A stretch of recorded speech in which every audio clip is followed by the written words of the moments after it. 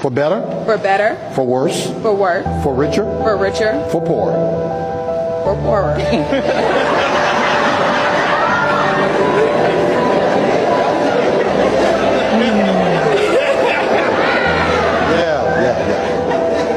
We hit that snag about 20 times in counseling. They classify passport bros in general as black men who decide to go overseas and date and find better options than they may have in their home country. So today we're going to be reacting to a few clips, and yeah, it's your man Sham. Make sure y'all like, comment, and subscribe. Let's go.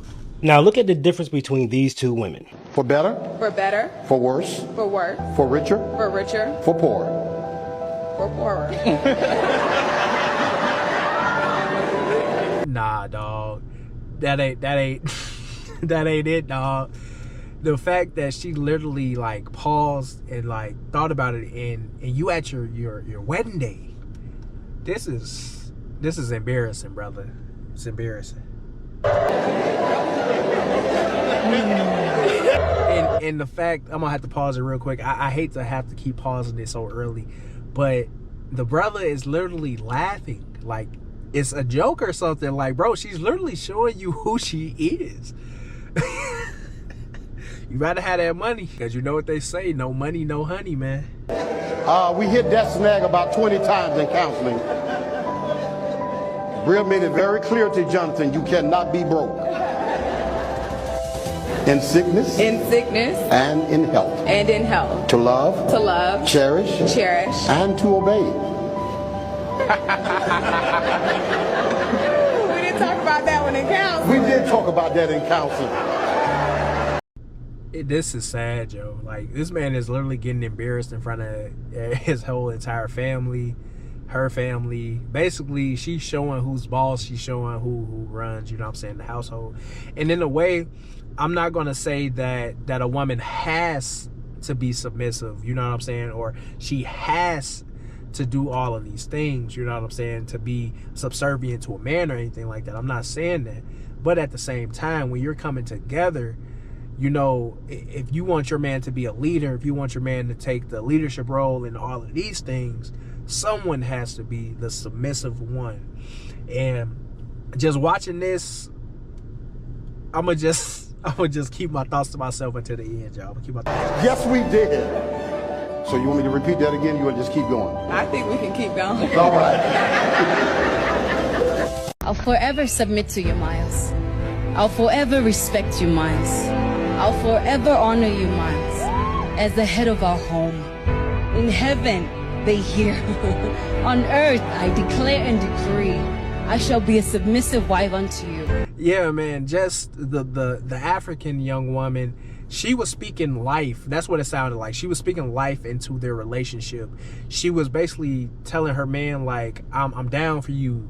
You're my man through sickness, through health, through the ups, through the downs. I'ma always be here for you. That's what I got from that clip.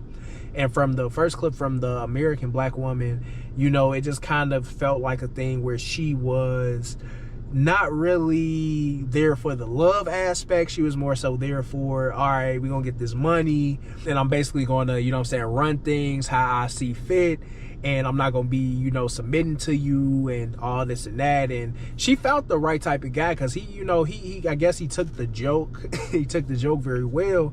But at the end of the day, man, I don't really see that relationship flourishing as much as I see the African relationship flourishing. But hey, who am I to speak on their relationships? Maybe their dynamic is different, and maybe, you know what I'm saying, I'm just speaking based off of a one-sided point of view. All right, if I'm gonna get banned, let me get banned for something I say instead of something that I duetted when somebody else was saying it.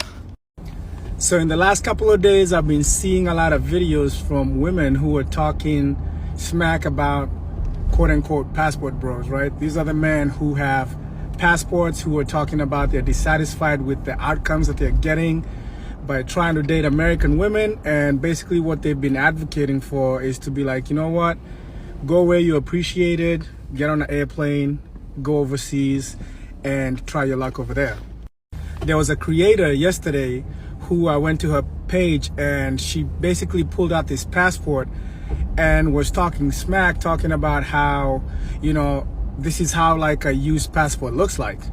And she was over here flashing visas from all over Europe. She's gone to Russia, she's gone to Greece, she's gone to all these places. And her whole premise was that, you know, all these passport bros who were talking about going overseas are showing you passports that are not used.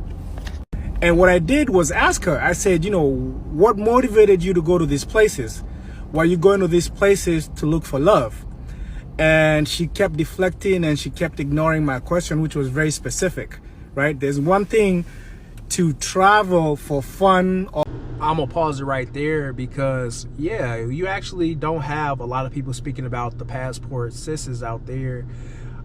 You know, there's also women who travel and find love, and you know, there's nothing wrong with that as well. But my thing is just the way that they come for the passport bros is kind of interesting. Now, I'll never claim to be a passport bro, but at the same time, I definitely understand why passport bros do what they do, because the Western societies, man, is so toxic. And at the same time, it's like everybody's running around like a chicken with the head cut off, not knowing exactly how the male and female dynamics work or should be working. And it's definitely a power struggle going on these days. But yeah, man, just to his point, you know, she didn't want to tell him, you know, that she was going for love, blah, blah, blah, this, and that. And 9 times out of 10, a lot of people may be able to find, you know what I'm saying, the person that they should be with somewhere else that's outside of the place that they were born. Or for the experience of life a lot of women do. But the minute a man says that, hey, I'm going to travel overseas specifically to look for love, specifically to look for a woman or a partner that can complement me and my life and the things that I value, then it becomes a problem, because then the women are starting to call them, oh, these are pedophiles, these are groomers, these are whatever you want to call it. And then when creators like me go on TikTok and find women who are talking about that, and we duet them, like, I don't even say anything on a lot of my duets. I just let the other person talk, and I just kind of like be there. And I'm the one who's getting banned and reported for community violations when I didn't even say nothing. All I did was duet somebody who was actually talking smack about men. Or no other country in the world is a woman who is independent, who says, I don't need a man, I don't want a man, you know, I could do everything by myself. In no other country on the planet is that a desirable trait for women other than in America. And he's correct with that statement. If I was to change places with any other man, you know what I'm saying, in the world, yeah, they might love it simply because, you know, they can make a nice amount of money over here. But at the same time, if they're trying to date, if they're trying to, you know what I'm saying, just maneuver, 9 times out of 10 with the same mind state that they have back in their country, they would completely hate it over here because the dynamics are fucked. And here's the thing, a lot of American women who travel and are gonna tell y'all is when they go out there with all their beauty, with all their success, a lot of men, other than using them, don't want to keep them. They don't want to marry them because they do not find that behavior attractive. And I think that's the biggest issue that's bugging them. Okay? Hey y'all, welcome to another episode of Things I Learned in Kenya, Africa. I like to start off by saying, you are we, and we are you. This episode is going to be about females, things I learned about females over there. And because when I went to Africa, and just up front, I'm very analytical. I like to study stuff, observe stuff. And as I'm talking to females over there, getting to know them, I went to the gym, seen some, went to the club one time. The one thing that stood out, that African-American women are over-sexualized and they don't even know it. Most of them do it to themselves. It's the mindset. A Kenyan woman thinks, why should I do that? An African-American woman thinks, why can't I do that? The one thing that I think they have over us is... Okay, but also too, what I will say about that, you know, slavery definitely impacted the black communities and black women, the Jim Crow thing to a lesser degree, but at the same time, what I will say is we have black women in America that don't overly sexualize themselves. You get what I'm saying? But that is the minority, and that's the issue, right? A majority of black American women. Now, of course, I'm expecting, you know what I'm saying, some type of comments, some hate comments, whatever in the comments. But, you know, at the end of the day, I just got to speak the truth. You know, a lot of our black American women have been overly sexualized in the media, you know, just out and about. The ratchet culture, ghetto culture, all these things are definitely true. And at the same time, just goes to show when you go to places like Kenya or Ghana or Nigeria, South Africa, places like this, a lot of those women have those traditional custom, you know what I'm saying, values, and they also save face, because if they going out in public with booty shorts on, or, you know what I'm saying, revealing clothes, the elders will look at them crazy and sideways, you know what I'm saying? And it's just a thing where in America, we don't have that shame culture, especially in the black community. It's like we've just accepted the degeneracy, and it's just, you know, it's a hellhole. But yeah, I definitely get what this brother is talking about. Haven't been polluted with slavery, segregation, and Jim Crow to make us hate ourselves and had us do so much stuff to be seen, and that alone is a distinguished. It's very different. And hear me out, 80% of them over there got nice bodies, hands down. I went to the gym, never seen them dressed provocative.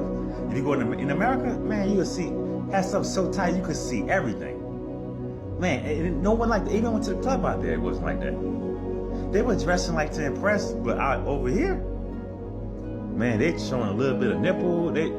It's crazy, man. And I don't know what happened. I think in a fight for freedom and being treated equal, somewhere along the line, I don't know, something got misdirected, and that became a trend. That became a norm. And hear me out, African woman thinks she chose to wear that, not knowing they've been conditioned. Over the years, that's all they're pushing in the kids' faces, and that's all on mainstream.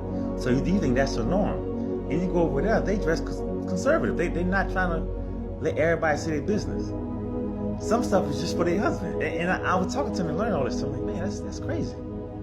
I didn't know this, man. And I don't know what's to fix it. I'm just bringing it to the forefront.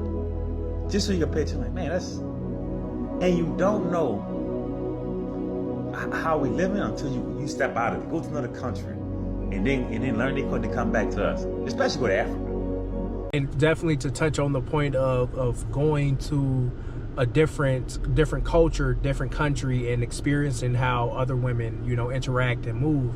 You know, I'm not making this video or this reaction to, you know what I'm saying, downgrade or to shit on black American women, because I love black American women. You know what I'm saying? My mom's a black American woman, and I got aunties, you know, and cousins and all of that, all are black American women. So I would never, you know what I'm saying, shit on black American women. But at the same time, I do not respect the ghetto culture that a lot of our black American women have embraced. You get what I'm saying?